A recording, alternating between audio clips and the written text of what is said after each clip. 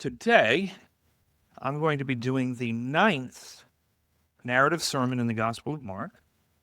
We've been moving our way through the Gospel of Mark, and as we've said, and I've said it now 11 times, because it's the 9th sermon, that the Gospels are usually constructed around narrative sermons.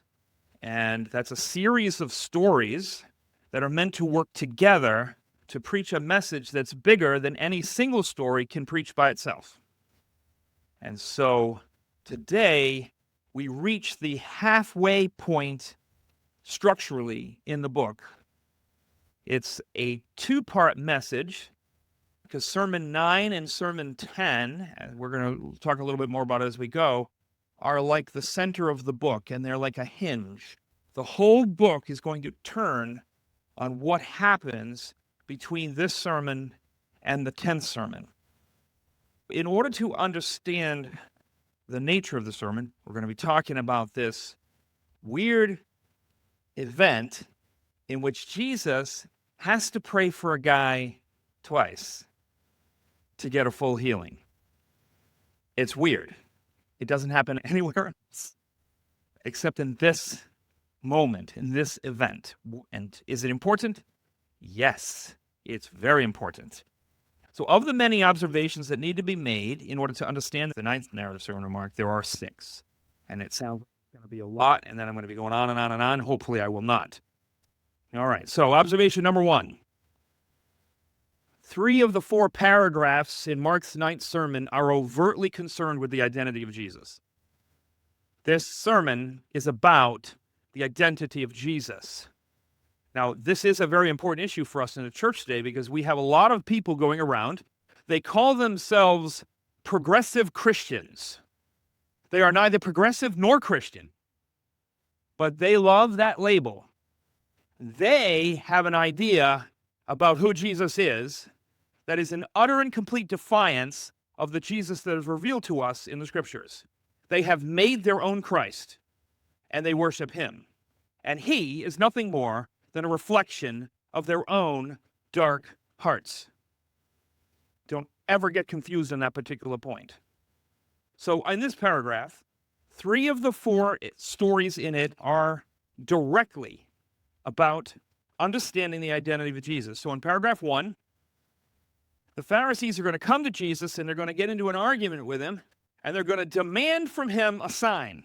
Now, what they're asking for, especially if you're reading the Old Testament and understanding the nature of this question, it comes from Deuteronomy chapter 18, in which a true prophet of the Lord will be given the power from the Lord to give a sign with his prophecies to prove to people that the prophecy is real, to prove that he is a genuine prophet of the Lord.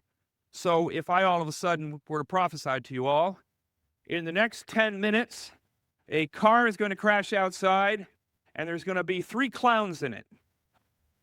By the way, you all have to go to Madagascar as missionaries. And then 3 minutes come, there's no car crash. Or there is a car crash, but there's only a little old lady in it. Do we all become missionaries to Madagascar? We do not, because I have just prophesied falsely. And my sign, meant to convince you that you need to sell everything and move to Madagascar. I always say Madagascar because honestly, it seems to me like the worst place on earth that you could possibly live. It's like Jurassic Park. But if I say that that car is going to crash in exactly 3 minutes, and there'll be 3 clowns in it, and then suddenly I go on talking, and there's a car crash, and there are 3 clowns in it, how many people are ready to sell everything and go to Madagascar? All of a sudden it's like, wow, God spoke. God delivered. So they want a sign from Jesus. Prove to us who you are. So the Pharisees came out and began to argue with him and seeking from him a sign from heaven to test him, sighing deeply in his spirit. By the way, this is a reflection of the book of Ezekiel, in which the Lord says to Ezekiel, sigh, O son of man, sigh over the sins of this people. And so here is Jesus, as these religious leaders who hate him, have no interest in Messiah, love their own positions of power, are angry because he is a threat to their positions of power. He sighs over their great sins. And he said, "Why does this generation seek a sign? Truly I tell you, no sign will be given to this generation." Leaving them, he again embarked and went to the other side. Now, in paragraph 2, about the leaven of the Pharisees and of Herod, it is also about identity. All right? And they had forgotten to take bread and did not have more than one loaf in the boat with them. And he was giving orders to them, saying, "Watch out! Beware of the leaven of the Pharisees and the leaven of Herod." Herod is important here. They began to discuss with one another the fact that they had no bread. And Jesus, aware of this, said to them, Why do you discuss the fact that you have no bread? Do you not see? Do you not yet understand? Do you have a hard heart? All right, so leaven. A lot of people get the idea that leaven equals sin. But that's just one of the metaphors that Paul uses for it. Jesus uses the metaphor of leaven. Leaven is the stuff that you put in a bread so that when you cook it, instead of it coming out flat and hard, it comes out fluffy and nice. All those big fat loaves of bread that you want to slice and slather with butter and peanut butter and jam and honey and marshmallow, those ones, that's leaven. That makes the bread do that. So you can take a little bit of leaven, and as I understand it, if you leave bread to sit long enough, it takes it out of the air. Cooks, any chefs in here? Yeah, is that what happens? You leave it sit? So unleavened bread is the bread that they use when they are in a hurry. So they make the bread, they cook it, and they got to run. Leaven is influence. You take a little bit of leaven, you put it in a little lump of dough, and next thing you know, the whole lump of dough has been infiltrated by the leaven, and it's a full, big, fat, wonderful loaf. So it has to do with influence. In Matthew, Jesus uses leaven to talk about the kingdom of God. It's what the kingdom is. The kingdom's going to start like a little mustard seed. It's going to grow to fill the whole world. By the way, in case you haven't figured this out, Christianity has filled most of the world. It doesn't mean it's embraced everywhere. It doesn't mean it's succeeded everywhere. But it has gone everywhere. It has influenced everywhere. The whole earth has been impacted by the person of Jesus Christ and by the work of the church. Now, in the book of Luke, leaven equals the hypocrisy of the religious leaders. That their hypocrisy is an influence to make the people hypocrites because they imitate their leaders. So it's influence. And in the book of Matthew, we also use the word leaven for the teachings of the religious leaders. So the question is, what in the world is Jesus talking about in this when he says, beware the leaven of the Pharisees and of Herod? Does anybody remember the one role that Herod has in this book thus far? We're reading the Gospel of Mark. We're not doing Matthew, we're not doing Luke, we're not doing John, we're doing Mark. Herod has shown up in this book once. And what was he doing? He had just murdered John the Baptist. And Jesus is doing so many miracles, and he sent his disciples out to do miracles as well. And there's so much hoopla taking place in the land over the miracles that his disciples are doing at his authority, that Herod is running around quite frightened, believing that Jesus is John the Baptist risen from the dead. And anybody that will listen to him, he's trying to convince them that it's John the Baptist risen from the dead. And the book says, and he kept on saying, Jesus is John the Baptist raised from the dead. Jesus is John the Baptist raised from the dead.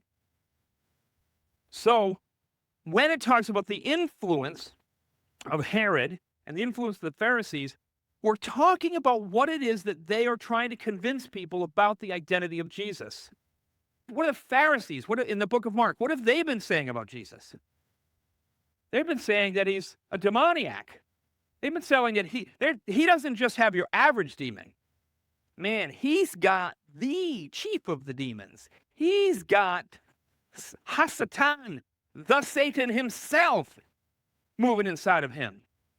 They're trying to discredit him, trying to shame him, trying to keep people from believing in him, trying to spread lies about who he is.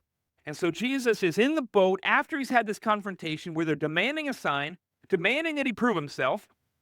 Now, if I were in that moment, I would have been sitting there going, because I'm a big mouth, I would have been going, you want a sign? I'm sorry.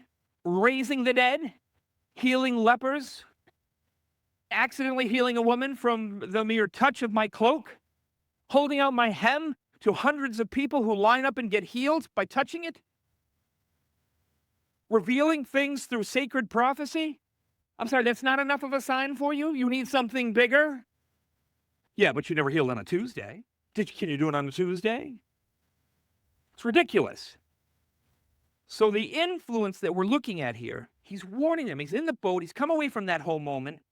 He's probably a little irritated and frustrated. At least I would have been. And so he suddenly says to his disciples in the boat, okay, you got to put yourself in the boat. It's loud. It's water. It's wind. If you've ever been out there, sound is swallowed up. He's in the boat. And he probably just goes, you guys need to be really careful. And you need to watch out for the influence, for the leaven, of Herod and the Pharisees. And they're like, what's he saying? We don't have any bread? He must be mad because we don't have any bread. He's really upset. We only brought one loaf, and there's like 12 of us. That's not even a bite each.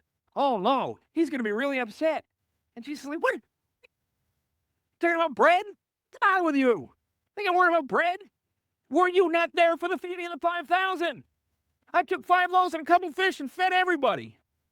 Were you not there for the feeding of the 4,000? Do you really think I'm worried about having one loaf? I think we got it covered. And he asked them a question. Do you not see? Do you have hard hearts? Now, a hard heart means that you're a brick for brains. That's what it means. It means that you're stupid and stubborn. You're locked into a frame of mind, locked into a pattern of ignorance, and you will not allow anybody to shake you from it.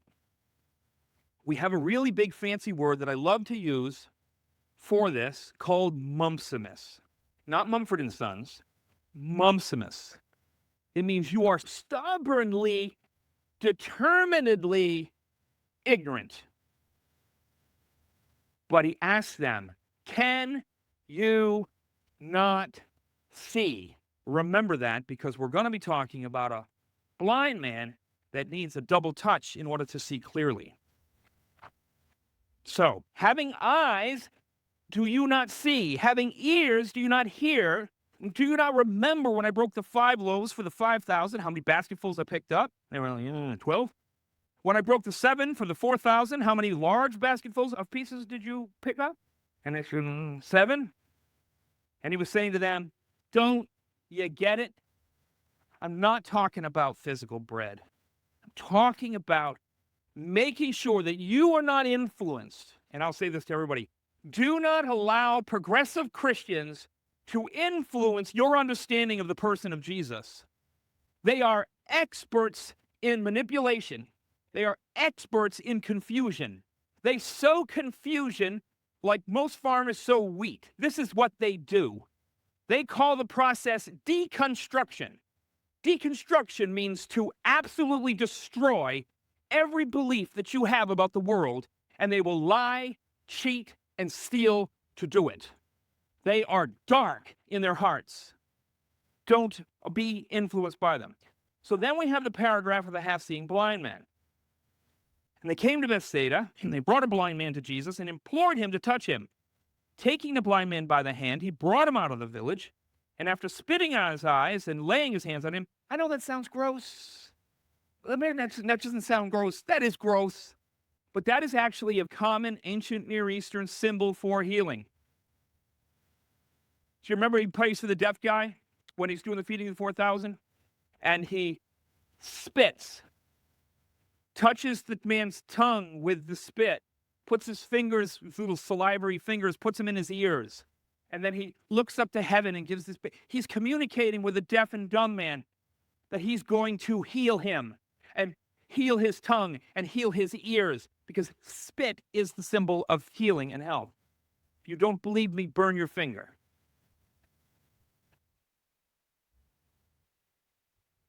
So he asked him, do you see anything? And he looked up and he said, I see men, for I see them like trees walking around. Then again he laid his hands on his eyes, and he looked intently and was restored and began to see everything clearly. And he sent him to his home, saying, don't even enter the village. We know that the last paragraph is about identity because he literally says, who do people say that I am? Who do you say that I am? So that pretty much the conversation's about identity. This is not even secret. So Jesus went along with his disciples to the villages of Caesarea Philippi. So that little body of water there is the Sea of Galilee, and the dot where the line starts is Capernaum. And that's where the blind man gets his healing, Bethsaida, okay, right next to it. They walked all the way up to Caesarea Philippi. It's about 30 miles. Anybody ever walk 30 miles in a day? How many miles do I live from here?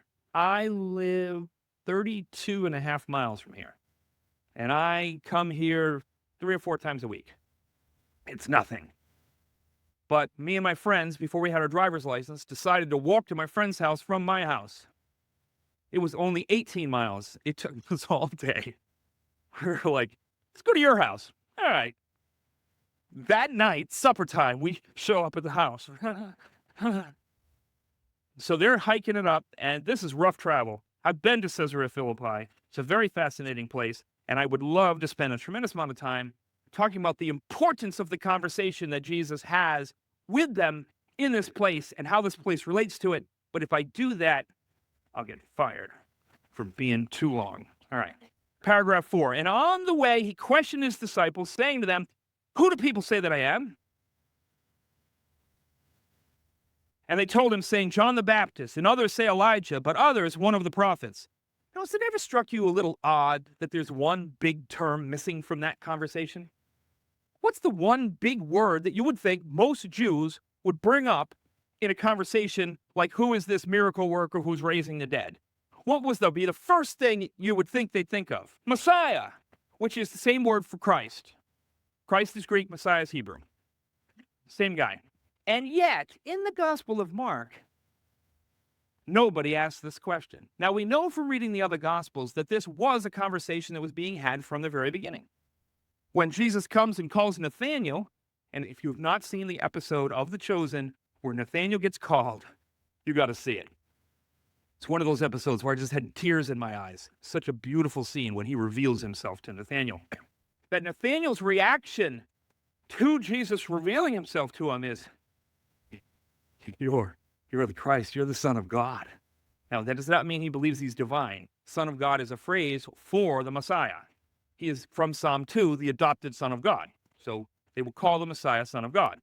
So we know that from the very beginning, people have been questioning and trying to ascertain as to whether he is the Christ. But in the Gospel of Mark, he has chosen to leave this word out. He intentionally has that word not appearing. And so they're saying, they told him John the Baptist, that's Herod, and some say Elijah, and others one of the prophets. In the Gospel of John, they add this figure from Deuteronomy 18, the prophet of the Lord. And he continued by questioning them, but who do you say that I am? And Peter answered and said to him, and I borrowed this from the King James because I just love the way the King James says it, thou art the Christ. You have to really make your voice deep when you say it. And he warned them to tell no one about him. This has been one of the big things that's going on in the Gospel of Mark. They call it the Messianic secret. Jesus wants people to come to a revelation of who he is on their own through the power of the Holy Spirit and not to have the concept of him as the Christ shoved up their nostrils. He wants people to discover, to see, to know. And so here's Peter announcing it. So here's our sermon. First paragraph, my wife pointed out I should not have question marks after identity on the top ones, but it's there and it's too late to change. So first paragraph, identity. Prove to us who you are by giving us a sign. Second paragraph, about identity. Be careful not to be influenced by who the Pharisees and Herod are going around telling people that I am. Pray for a blind guy who only gets half healed and needs to be prayed for again. And then back to talking about the identity of Jesus, where he's grilling them on the road, going up to Caesarea Philippi. Caesarea Philippi is a place of famous people. There are statues and idols and temples to every imaginable god and to every famous person in the Roman Empire. He stands amid the statues of the great ones of the world and asks them, who do they say that I am? And who do you say that I am? It's about identity. Identity, identity. Poor blind guy needs 2 prayers. Identity. Anybody asking the question, which I hope you're asking, what in the world are we doing with this blind guy? Why is he here? And I can promise you, he's not here just because it did or didn't appear here historically. That is not the way they write Gospels. They skip lots of stuff. He's not here because they're just stream of consciousness, like, oh yeah.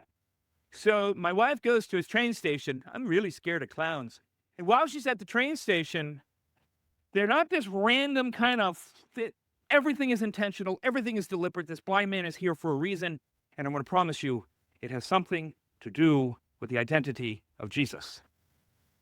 Observation 2. The others will not take as long as that one did. The 2-touch healing of the blind man in paragraph 3 is not only unique to Mark, but it's unique in all the Gospels. Let's read it again. They came to Bethsaida, and they brought a blind man to Jesus and implored him to touch him. Taking the blind man by the hand, he brought him out of the village, and after spitting on his eyes and laying his hands on him, he asked him, "Do you see anything?" And he looked up and said, "I see men, for I see them like trees walking around," i.e., he is not seeing clearly. There's something wrong with his eyes. Still. Then again, he laid his hands on his eyes, and he looked intently and was restored and began to see everything clearly. And he sent him to his home, saying, "Do not even enter the village." So the question that we ask is, 1, what went wrong with the guy? Now, I've done every job you can imagine to keep myself in university. I was never a funeral director, but other than that, I think I got it covered. And at one point, I was doing construction, and I was on the roof, and I was putting down decking, and I had nail guns, and the nail gun was set so that it has a certain amount of pressure to drive the nails in, but every time you shoot a nail in, the pressure drops a little, drops a little, drops a little. When it bottoms out, it turns back on again and refills itself. But here's how it went. Nail 1, down. Nail 2, down. Nail 3, down. Nail 4, down, sticking up half an inch. So 1, 2, 3, 4, pull out a hammer, knock the 4th one down. 1, 2, 3, 4, pull out a hammer, knock the 4th one down. The air pressure was losing strength, and at that 4th nail, it didn't have quite enough strength to drive the nail all the way in. Is that what happened to Jesus? He's just been healing people all day. He is. How much God can you expand before you just can't quite get the 4th nail on? Is that what happened? He prayed for the guy, and he's like, "I'm sorry. Let me rest a minute, and we'll come back and try this again." All right. Total healing. Total healing. This time, total healing. No. Maybe he was blind and nearsighted. So Jesus, he cured the blindness. I think I'm nearsighted. All right. 2nd prayer. Let's take care of that one. No. I don't believe that's what's happening. What we're actually looking at is what I consider to be the most verifiable miracle in the Bible. Now, there's 2 miracles that I consider the most verifiable. The resurrection of Jesus Christ is the most verifiable miracle based on the psychology of the event and the testimonies concerning the event. Absolute. But the most verifiable miracle is this one, because there is absolutely no way that 2,000 years ago, a person would know what happens to a blind person when they get their sight back. A person born blind. If you can see and you go blind and get your sight back, that's a different story, because your brain already knows how to interpret light signals. But a person who has been born blind, so you got the brain that's never learned what to do with light. So you know your eyes take light waves and communicate them to the brain. The ears take sound waves, communicate them to the brain. The fingers take touch sensory, communicate it to the brain. Your nose takes olfactory, communicates it to the brain. Your tongue takes taste sensory, communicates it to the brain. And the brain turns all of those signals into comprehensible world for you. But what happens if your brain has never received light signals from the eye? It doesn't know what to do with it. It takes time. We know this because in the 1950s, the first person who was ever born blind received his sight. And this is the description he gave of his experience with the world.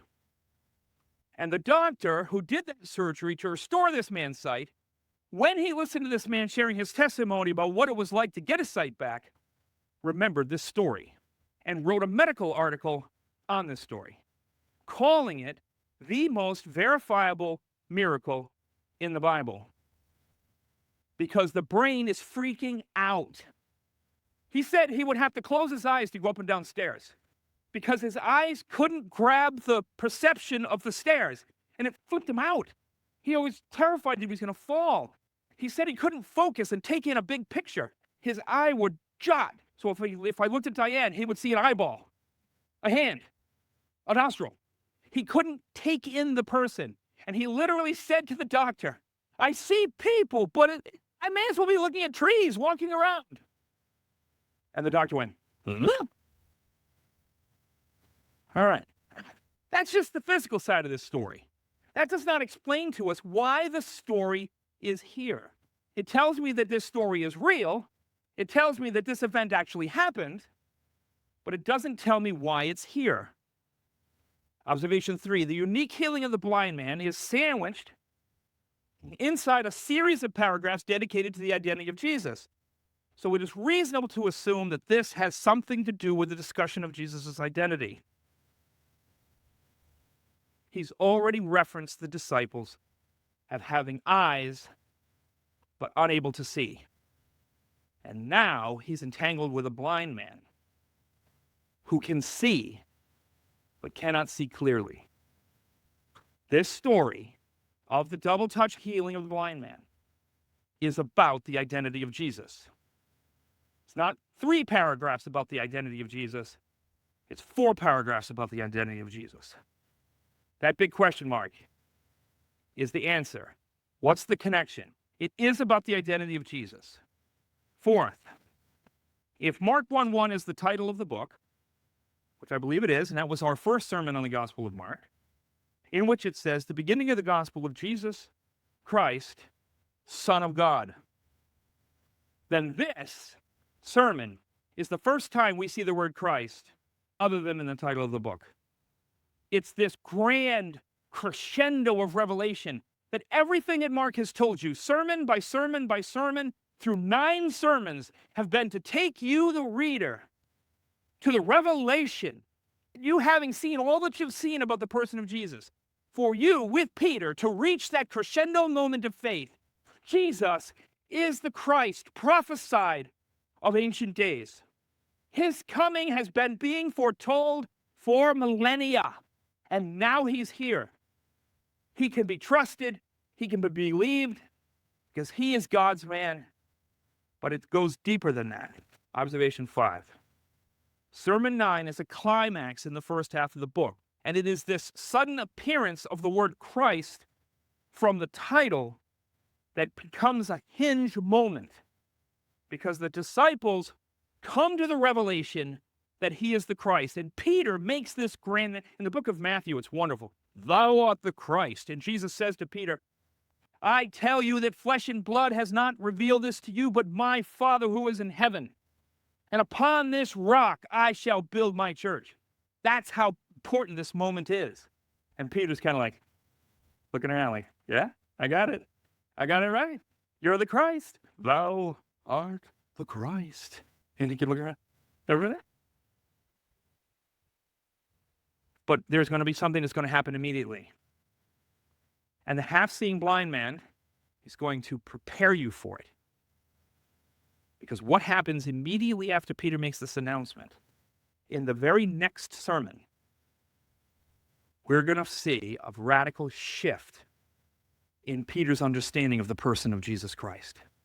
He knows that he is the Christ, but does he have any idea what that means? So what's the title of my sermon today? Everybody remember?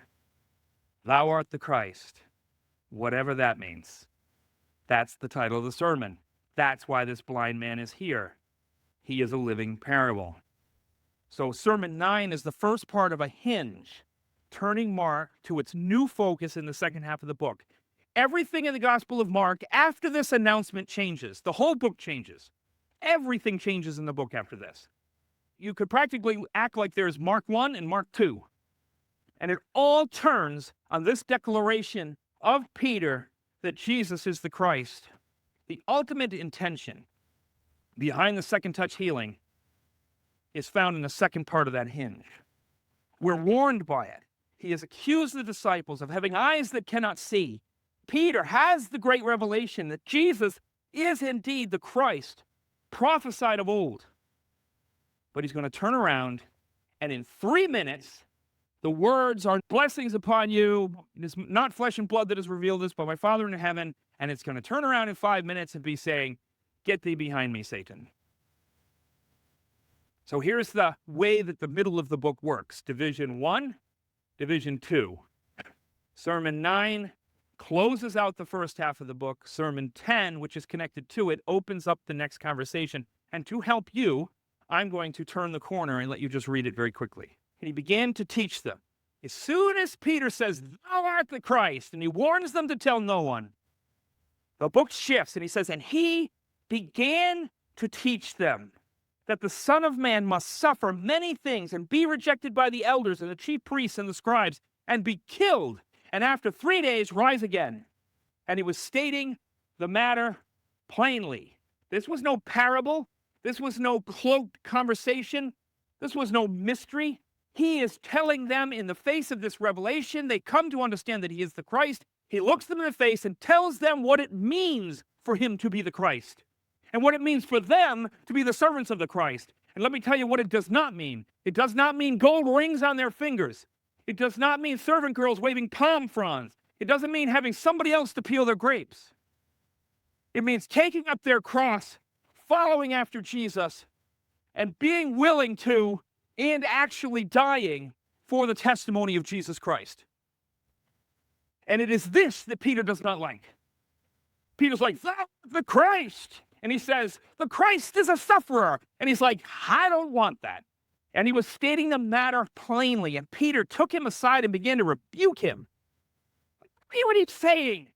You're the Christ. What's all this suffering and dying? It's rejection. You're the Christ, man. Take over the whole world. You're going to appoint me over Babylon because they got the best grapes. You're going to divide up the whole world and your 12 disciples. We're going to rule and reign over the earth. And he's like, no. I'm going to suffer and die. And I'm going to rise from the dead. And by the way, you're going to go the same way. I think I need to rethink this. I need to rethink this commitment, this profession, this dedication. And he rebuked Peter and said, get behind me, Satan, for you are not setting your mind on God's interest, but man's. So there's the whole thing right there. The half-seeing blind man is presented by Jesus at this moment in their history, and in this book, at this moment in the unveiling, so that we might understand the nature of our profession and the nature of our situation. We may see that Jesus is the Christ. We do not always know what it means. We do not always know what it entails. We aren't always ready to embrace all that's going to be called upon for us. Dietrich Bonhoeffer wrote, in prison, going to be executed for what he did in the name of Christ. He wrote, when Christ calls a man, he bids him come and die. We die to self. We die to our ambitions. We die to our own plans. We submit our whole selves, all of our years, all of our days, all of our hopes. We lay them all at the feet of Jesus Christ at the cross. And we embrace a willingness to walk that same path that he walked right into death if need be. Me, I hope I die at about 85 or 90 in a very peaceful place, listening to cool music, with my wife having already preceded me. I couldn't stand the idea of her being left alone without me to take care of her. That's so nice. That's a really nice way of saying, I hope you die first. But you get it. We need a double touch. If you are a Christian, if you have embraced Jesus Christ, if you have confessed him as your Lord and Savior, You've had a touch, but we need another, and another, and another, and another. Every year, I hope you have more light. Every year, I hope you see more clearly. Every time that you come to this altar, every sermon that you hear, I hope you get another touch from the Holy Spirit, from the hand of Jesus, that you might know him in his fullness and reflect him in the fullness of what he is. If you like what you're hearing today, please subscribe below, and don't forget to share it on as many platforms as you can, and tell your friends to watch. Thank you.